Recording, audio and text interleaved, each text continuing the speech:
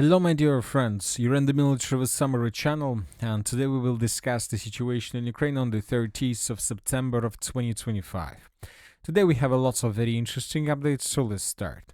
During the previous video, at the beginning of the previous video, we were talking about oil, about Russian oil facilities, oil refineries, and that the Western countries are trying to destroy them. Ukraine, with hands of Ukraine, just with one purpose: to reduce possibilities of the Russian budget to get money.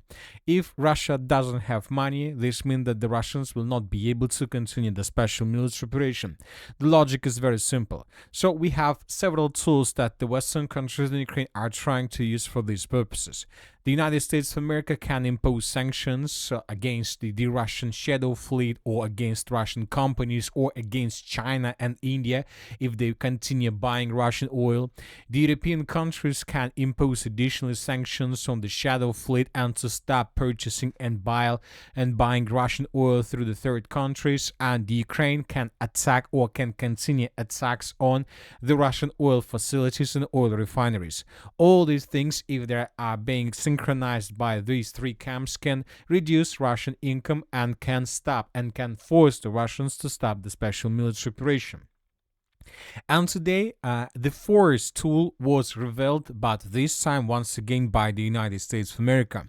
During the previous 24 hours, we received a lot of updates, a lot of reports about some very interesting meeting on the territory of the United States of America, where the President of the United States of America was, Donald Trump, was talking with the generals and admirals of the Army of the United States of America.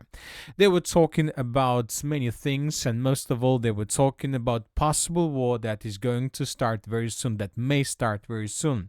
And later we got report that most likely the United States of America will launch the ground operation on the territory of Venezuela with the purpose to fight with the narco cartels.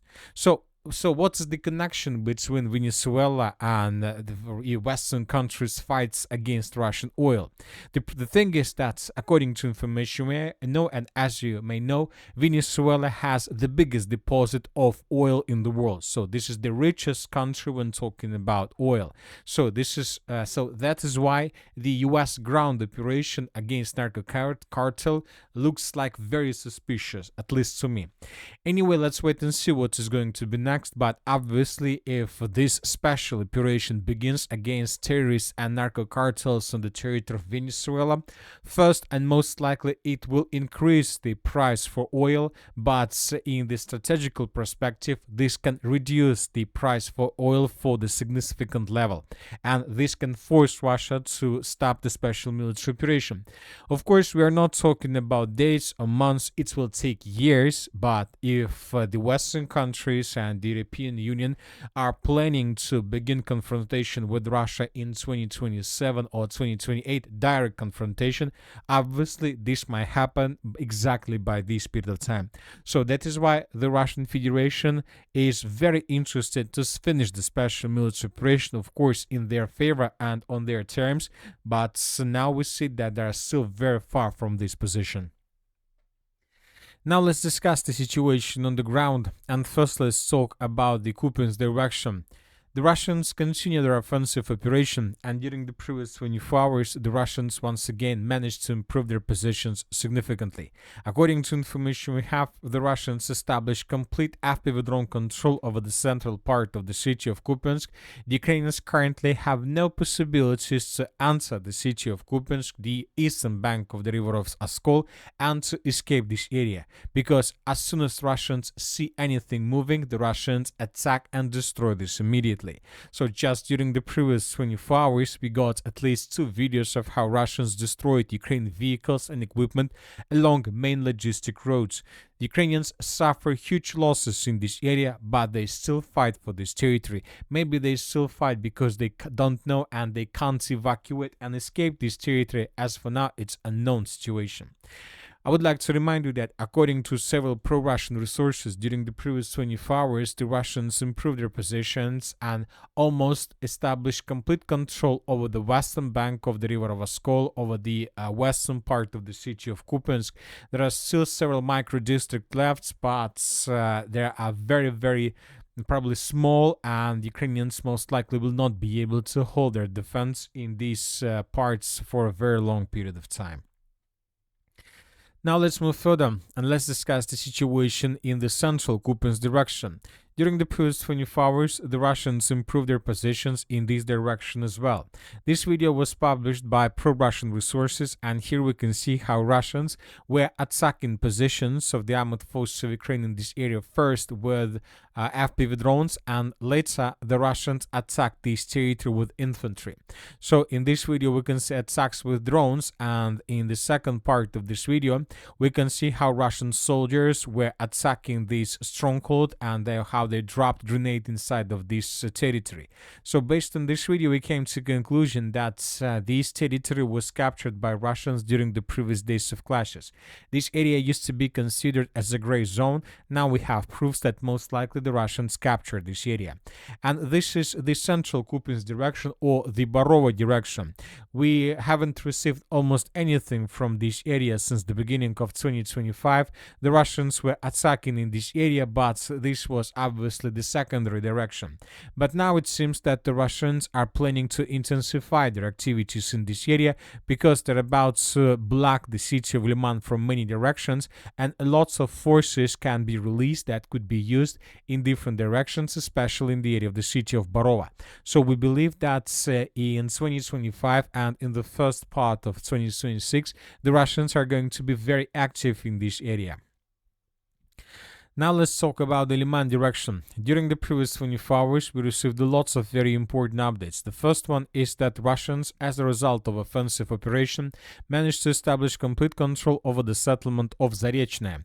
Later, we got reports that Ukrainians carry out several counterattacks in the direction of the village of Zaporizhzhia with the purpose to enter the settlement and to create videos with flags. So later, Ukrainians could use these videos with flags as a media victory and to confirm that Russians haven't managed to establish complete control over the territory. But the Russians, according to information we have, managed to repel every single attack that was carried out by Ukrainians. The Ukrainians were defeated and the Ukrainians were forced to fall back. Furthermore, the Russians were attacking the Ukrainians in the fields while they were retreating in the western direction. We have a video that confirms this.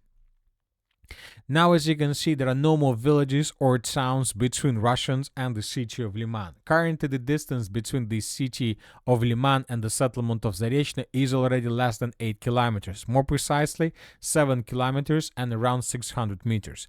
I'm not sure whether the Russians are going to begin their offensive operation in this direction immediately. Most likely they will not do this, and most likely the Russians will attack the city of Leman as they did this in 2022. I would like to remind you that during the 2022 there were two battles for Leman. The first one took place at the beginning of 2022 during the beginning of the special military operation. The Russians attacked the city of Leman through the forest between Yampol and Leman, and first thing that the Russians captured was this micro district of the city in the southeastern part. That's a situation. That attack allowed the Russians to cut the main logistic roads for Ukrainians, and when this part of Leman fell, the Ukrainians were forced to fall back from this area immediately. So we believe that most likely the Russians will continue offensive operation through the forest. First of all, it is much safer in comparison with attack along the open air, because when talking about the forest, the FPV drone operators' capabilities are limited.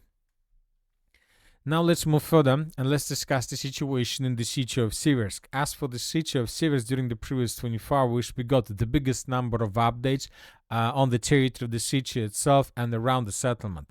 The first and the most important update is that the Russians, as a result of offensive operation, managed to establish complete control over the settlement by the name of Seversk Mali. So the Seversk Mali is the village that is located to the north of the city. We are talking about this territory. And later Russians published this video, which is more than 8 minutes length. And here we can see how exactly the Russians were fighting for the settlement, how Russians were bombing, how Russians were moving from one building to another, how Russians were clearing the settlement. A very long video that shows the battle for the territory, and based on this video and based on the report of the Minister of Defense of the Russian Federation, we have adjusted the map. Furthermore, as you can see, the Russians established complete control over the main supply lines that go in the direction of city of Siversk. Now we can say that the city most likely were caught in operational encirclement. Now the Russians are trying to tighten the news, which obviously will lead to increased of losses of Ukrainian soldiers. Furthermore, the Russians continue advancing from the south, from the area of Vyimka along the railways. Here we can see videos how Russians were attacking positions of the armored forces of Ukraine along the railways before the beginning of the assault operation on this area. And we got several videos of how Russians ambushed Ukrainians while they were trying to bring additional forces, reinforcements, and reserves to the line of combat contact. So the situation continued worsening for Ukrainians in this area, and it seems that the battle of the city of Seversk will take place in 2025. Now let's move further and let's discuss the situation in the Pokrovsk agglomeration. During the previous 24 hours, both the Russians and the Ukrainians managed to improve their positions. As for Ukrainian forces, they managed to improve their positions between the villages of Novotoretsk and Vladimirovka. This information was provided by neutral mappers. As for the end of the 30th of September, we don't have anything that can confirm this. At the same time, the Russians continue offensive operation in the direction of the settlement of Sofiivka. Most likely, the Russians are trying to establish physical control over the road between Sofiivka and Novopavlovka. We're talking about this part. If Russians somehow manage or are able to cut this road and to establish physical control over this territory, Ukrainians would be caught in cauldron or would be semi-encircled by Russians from many directions. Obviously, Ukrainians will not be able to supply their contingent on the territory of the Shakhovo forest, Shakhovo pocket, just through the settlement of Toretska.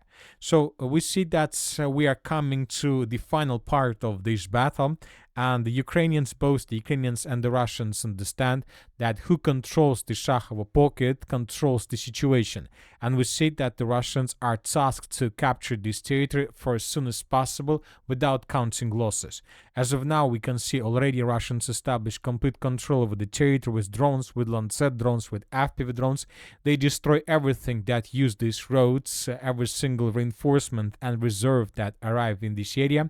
But the clashes are heavy, but as you can see, with minimal changes.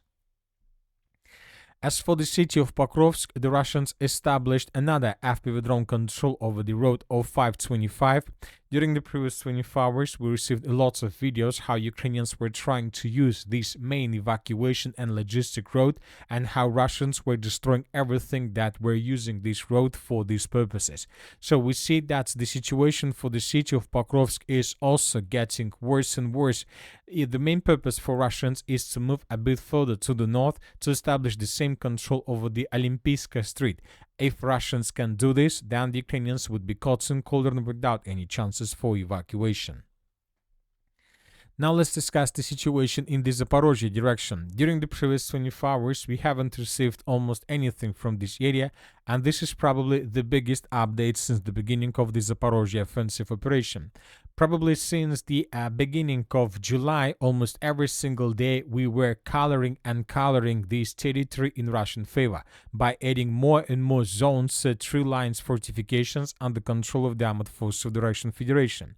And today, for the first time during this period of time, we haven't adjusted the map, which means that either the Russians are getting slower or the Ukrainians managed to concentrate units along the next defense belt, and now the Russians are not planning to risk. They're going to be more careful because they understand that they need to cut R85 road, but if they start suffering huge losses, they will not be able to do this. So that is why the Russians may reduce their activities in this area. Now let's discuss a few more important political updates about the situation in Ukraine. According to information we have, the European countries are planning to establish a complete control over the western and the central part of Ukraine. We're talking about airspace of Ukraine. According to information we have, the western countries in coming days, weeks or months are planning to destroy everything that enters this part of Ukraine.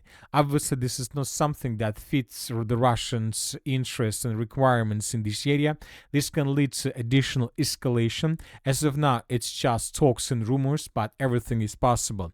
If the European countries do this, obviously this is going to be the second round, this next round, the next level of escalation between Russia and the European countries, and this is going to be the first case of direct involvement of European countries into the conflict between Russia and Ukraine. And that's it for today. Military Summary channel reminds to condemn any violence in the world. Thank you for watching, subscribe to my channel, put your likes, join my Patreon, and have a good day. Bye bye.